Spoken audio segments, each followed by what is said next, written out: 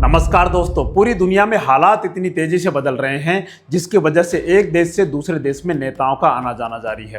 अब इन यात्राओं में कुछ इतने महत्वपूर्ण फैसले ले लिए गए जो अपने आप में काफ़ी अहमियत रखते हैं, लेकिन उनकी कभी चर्चा हो ही नहीं पाई, क्योंकि अभी हम बात करें तो पूरी दुनिया की आम पब्लिक का ध्यान किसकी तरफ है? ईरान, अमेरिका, इजराइल जंग के ऊपर है। हमारे देश की अगर हम बात करें तो हमारे देश में अभी कॉकरोच जनता पार्टी का विरोध प्रदर्शन चल रहा है और वो शिक्षा मंत्री धर्मेंद्र प्रधान के रेजिग्नेशन की मांग कर रहे हैं, जिसके तरफ पूरे देश की मीडिया और पूरे देश के लोगों का ध्यान है।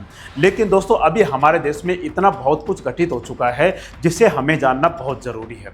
अगर हम अभी की बात करें तो अभी पिछले दिनों क्या हुआ, म्यांमार के राष्ट्रपति की हमारे देश में यात्रा हुई और उस यात्रा में इतने महत्वपूर्ण फैसले लिए गए जिसकी वजह से पूरे हमारे नॉर्थ ईस्ट के भाग्य को बदल कर रख सकता है। और साथ ही चाइना को जो काउंटर करने की रणनीति है उसको लेकर भी काफी महत्वपूर्ण फैसले लिए गए।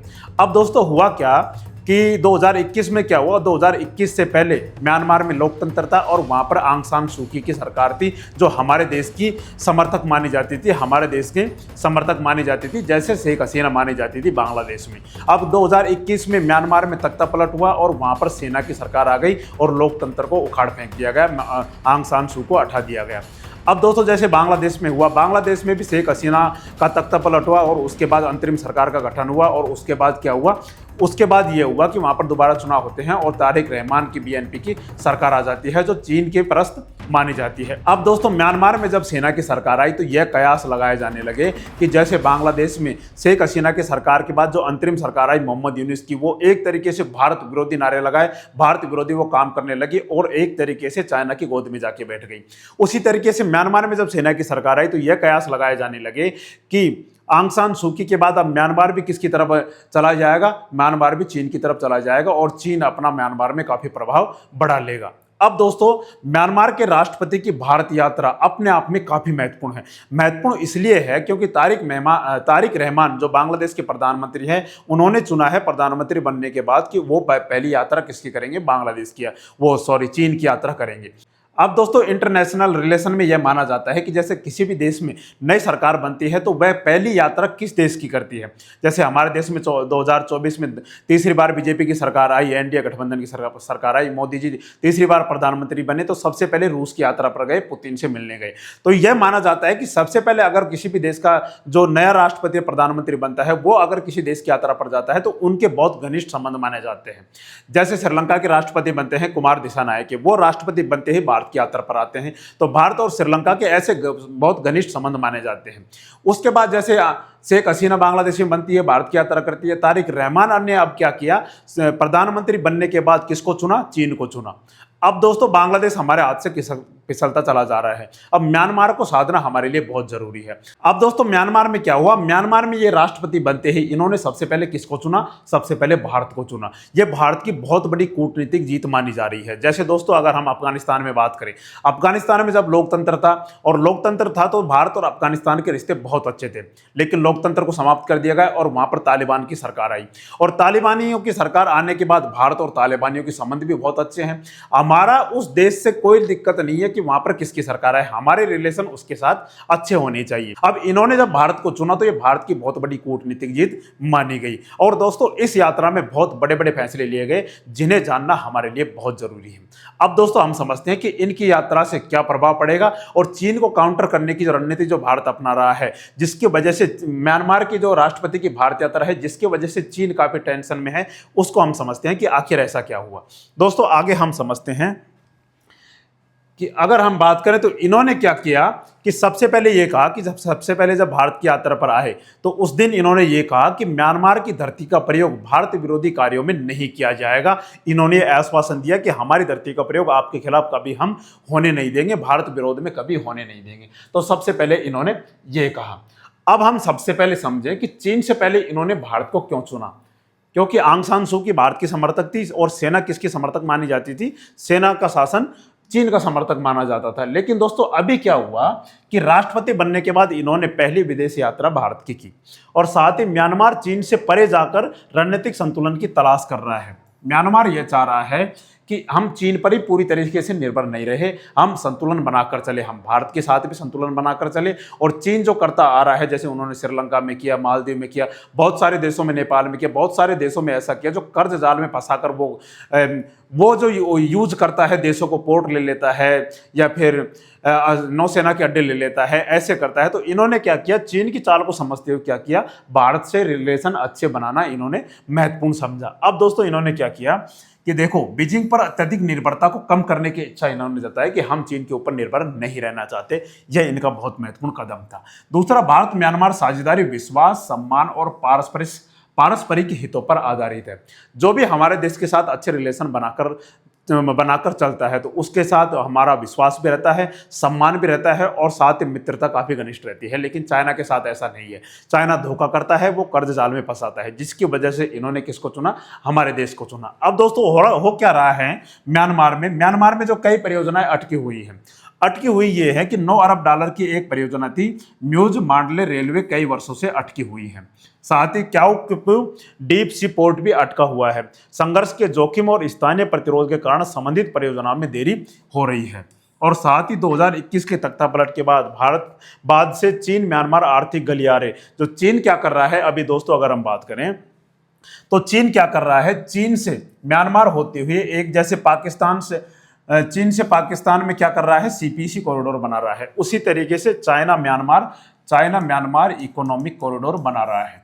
जिसकी वजह से क्या हुआ, इसका काम भी अटका हुआ है। 2021 में तख्तापलट हुआ, वहां पर संघर्ष देखने को मिला, तो यह काम भी अटका हुआ। तो इनकी जो परियोजनाएं हैं उनमें लगातार देरी देखने को मिल रही है, जिसकी वजह से इन्होंने भारत का रुख किया। अब दोस्तों और हम आगे समझते हैं जो काफी इंटरेस्टिंग है। अब दोस्तों भारत के लिए म्यांमार इतना महत्वपूर्ण क्यों है? दोस्तों सबसे जरूरी तो यह है सुरक्षा इसलिए कि हम म्यांमार के साथ इंटरनेशनल बॉर्डर साझा करते हैं। और कितनी है, 1643 किलोमीटर की बॉर्डर साझा करते हैं, जो क्या है, इंटरनेशनल बॉर्डर है ये म्यांमार के साथ।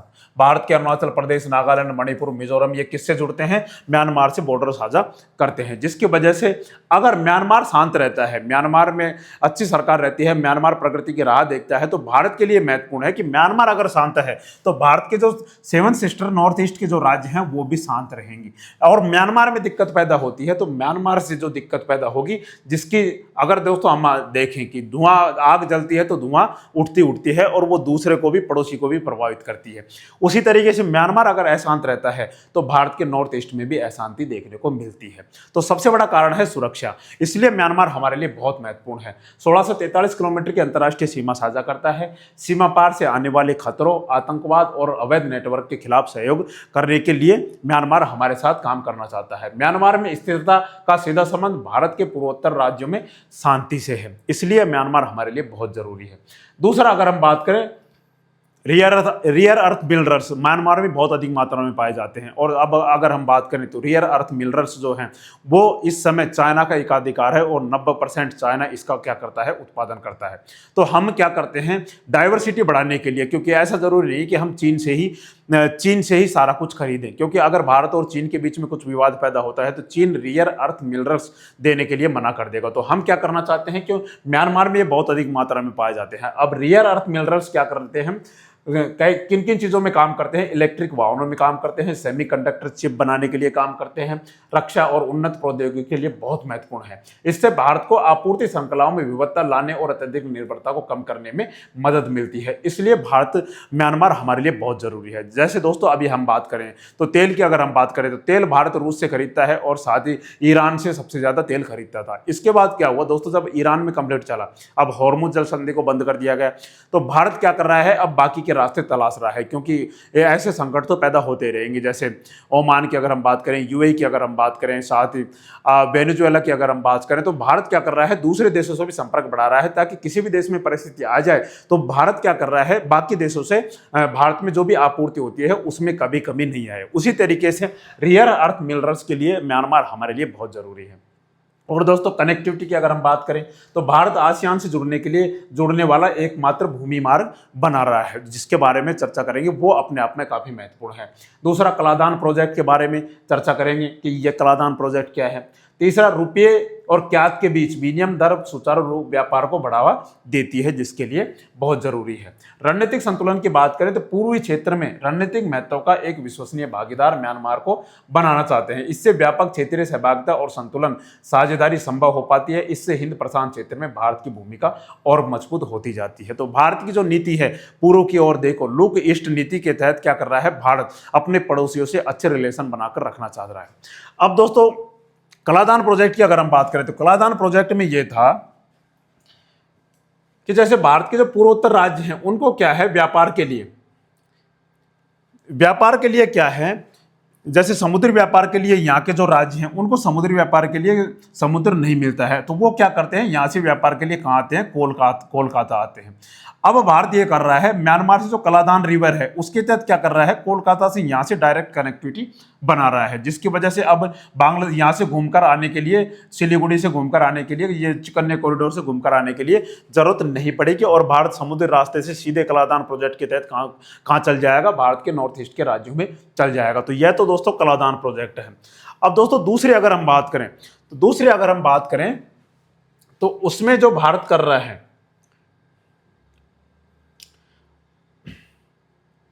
उसमें यह था दोस्तों कि जैसे भारत, म्यांमार और थाईलैंड त्रिपक्षीय राजमार्ग लगभग 1360 किलोमीटर लंबा है, उस पर काम कर रहा है। दोस्तों यह ऐसा नहीं है कि यह जो प्रोजेक्ट है वो अभी स्टार्ट किया है, यह प्रोजेक्ट 2002 से चल रहा है, जिसके बारे में भी हम चर्चा करेंगे। लेकिन यह जो इकोनॉमिक कॉरिडोर है यह अपने आप में काफी महत्वपूर्ण है। वो किस लिए बनाया गया है, चाइना के सीपीसी कॉरिडोर जो चाइना BRI प्रोजेक्ट के तहत काम कर रहा है उसको काउंटर करने के लिए बनाया गया है। इसमें दोस्तों यह है, जैसे यहां पर हम बात करें तो भारत क्या चाहता है कि भारत स्थलीय मार्ग के जरिए जो भारत के आसियान देश है या दक्षिण पूर्वी एशिया के देश हैं उसमें अपनी कनेक्टिविटी काफी मजबूत करना चाहता है। अब दोस्तों चीन की अगर हम बात करें तो यह चाइना पाकिस्तान इकोनॉमिक कॉरिडोर यहां से बना रहा है और चाइना म्यांमार इकोनॉमिक कॉरिडोर यहां से बना रहा है। अब दोस्तों चीन तो डाइवर्सिटी तलाश रहा है क्योंकि उसे अपना व्यापार मलक्का जल संधि के तहत करना पड़ता है।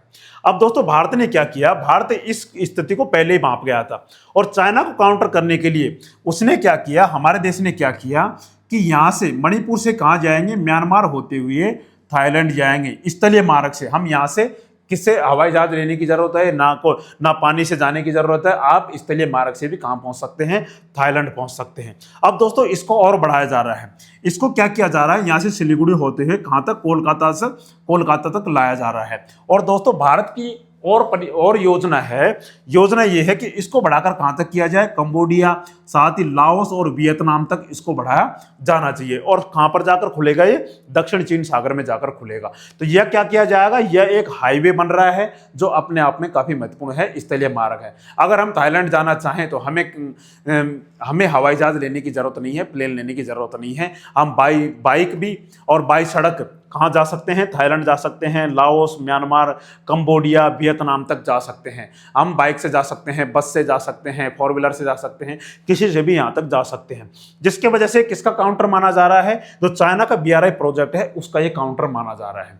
अब दोस्तों इसमें दिक्कत क्या हुई, इसमें दिक्कत यह हुई कि यह प्रोजेक्ट शुरू किया गया था अटल बिहारी वाजपेयी जी के समय में 2002 में। उसके बाद 2004 में धीरे धीरे इसके ऊपर चर्चा होने लगी और 2012 में इसके ऊपर काम चालू किया गया।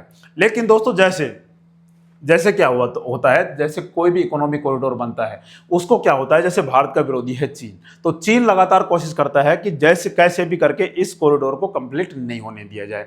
जैसे क्या कर रहा है चाइना, जब हमारे POK से होते हुए चाइना पाकिस्तान इकोनॉमिक कॉरिडोर बनाना चाहता है, तो हम भी कोशिश करें कि इसको यहाँ से नहीं बनने दे, इसको बनने नहीं दे, तो इस पे भी लगातार डिले हो रहा है। इसी तरीके से चाइना म्यांमार इकोनॉमिक कॉरिडोर पर भी डिले होता जा रहा है, उसी तरीके से हमारे इस प्रोजेक्ट पर भी डिले होता जा रहा है, जिसकी वजह से ये जो लंबी सड़क है जो इकोनॉमिक कॉरिडोर के रूप में, और इसमें मुख्य बात अगर हम देखें तो दोस्तों इसमें यह होगा कि हमारे जो पूर्वोत्तर के राज्य हैं वो काफी डेवलप यहाँ पर हो जाएंगे। अब दोस्तों इसको अगर और हम समझें, इसमें यह था कि जैसे यहां से भारत से अगर हम बात करें तो दूसरे विश्व युद्ध के समय में क्या हुआ था, दूसरे विश्व युद्ध के समय म्यांमार में 73 पुल बनाए गए थे दूसरे विश्व युद्ध में। अब वो 73 पुल बनाए गए थे तो वो अब क्या है, जर्जर स्थिति में होने लगे, क्योंकि सड़क म्यांमार में भी काफी अधिक नदियां बहती है और जंगल भी काफी अधिक है, पहाड़ी इलाका भी है, तो इसमें क्या है 73 पुल बनाए गए थे एक रोड बनाने के लिए। अब इन पुलों को भारतीय वित्त पोषण से सुधारा जा रहा है। भारत अपने खर्चे पर इन पुलों को क्या कर रहा है, मरम्मत कर रहा है, सुधार कर रहा है, जिससे वाहन सुरक्षित तरीके से राजमार्ग को पार कर सकेंगे। मरम्मत का काम पूरा होने पर राजमार्ग को 3 देशों के यातायात के लिए खोल दिया जाएगा। अभी दोस्तों चल क्या रहा है, चल ये रहा है कि थाईलैंड में काम पूरा हो गया है और भारत में भी काम पूरा है, लगभग काम पूरा है, लेकिन म्यांमार में यह काम अभी 70% ही हुआ है, 30% अधूरा है। अब दोस्तों म्यांमार के राष्ट्रपति जब हमारे देश की यात्रा पर आए अभी, तो उन्होंने यह वादा किया कि अभी 2027 तक इस परियोजना को क्या कर दिया जाएगा, पूरी तरीके से तैयार कर दिया जाएगा और अगले 2027 में क्या कर दिया जाएगा, इसको कंप्लीट करके चालू भी कर दिया जाएगा। तो उन्होंने यह वादा किया है कि हम इस परियोजना को क्या करेंगे, कंप्लीट करेंगे और चालू करेंगे। तो दोस्तों अगर ये बनकर तैयार हो जाता है तो अपने लिए काफी महत्वपूर्ण है और साथ ही चाइना को काउंटर करने के लिए भी काफी महत्वपूर्ण है। क्योंकि म्यांमार के जब राष्ट्रपति हमारे देश की यात्रा पर आए हैं तो उन्होंने क्या किया, हमारे देश में सभी से मुलाकात की है। सभी से मुलाकात, मोदी जी से मुलाकात तो करते हैं और साथ ही उन्होंने अजीत डोभाल साहब से भी मुलाकात की है। अजीत डोभाल साहब से मुलाकात करना मतलब काफी कुछ घटित होने वाला है। अब दोस्तों यहाँ पर हम देखें तो इन्होंने अजीत डोभाल साहब से भी मुलाकात की, मोदी जी से भी मुलाकात की। अब ये सोच रहे हैं कि म्यांमार के राष्ट्रपति हमारे देश की यात्रा पर आए हैं तो इनमें जो सबसे मुख्य भूमिका है वो इनके कारनामों की मानी जाती है। अब ये क्या सोच रहे होंगे, क्योंकि म्यांमार को अपनी पकड़ मजबूत बनाए रखनी है तो बांग्लादेश को अपने कंट्रोल में हम कर ही सकते हैं। अब दोस्तों इन्होंने यहाँ पर आने के साथ साथ ही क्या किया, इन्होंने काफ़ी जगह भारत के काफ़ी हिस्सों में भी गए। जैसे अब हम देखें तो इन्होंने बोध गया जाकर, जो क्योंकि म्यांमार भी एक तरीके से बौद्धिस्ट माना जाता है, बौद्धिस्ट कंट्री माना जाता है। दोस्तों 1935 से पहले तो म्यांमार हमारे देश का हिस्सा था। जब हमारे देश के टुकड़े हुए तो 1935 के अधिनियम के तहत 1937 म्यांमार अलग हुआ, उसके बाद पाकिस्तान और बांग्लादेश अलग हुए, तो ऐसे भारत टूटता गया, अखंड भारत था। तो म्यांमार भी हमारे देश का हिस्सा था।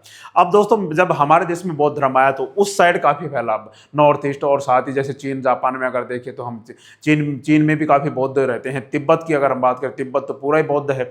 इसी तरीके से म्यांमार, कंबोडिया और लाओस, वियतनाम में काफ़ी अधिक बौद्ध पाए जाते हैं। उसी तरीके से श्रीलंका भी एक बौद्ध कंट्री है। इसी तरीके से इन्होंने क्या किया, अपनी संस्कृति और भारत की सभ्यता को समझते हुए इन्होंने बोध गया की यात्रा की और वहाँ के प्रमुख धार्मिक गुरुओं से भी मुलाकात की। तो ये कहाँ पर अपनी संस्कृति को बढ़ावा देने के लिए, बौद्धिस्ट को बढ़ावा देने के लिए इन्होंने यहाँ पर भी यात्रा की। तो दोस्तों इस खबर को जानना हमारे लिए काफ़ी ज़रूरी था। बाकी आपको क्या लगता है, आप इस विषय में क्या सोचते हैं, एक बार कमेंट करके ज़रूर बताएं। और हमारी जानकारी आपको अच्छी लगी हो तो हमारे चैनल को लाइक एंड सब्सक्राइब जरूर करें। जय हिंद, जय भारत।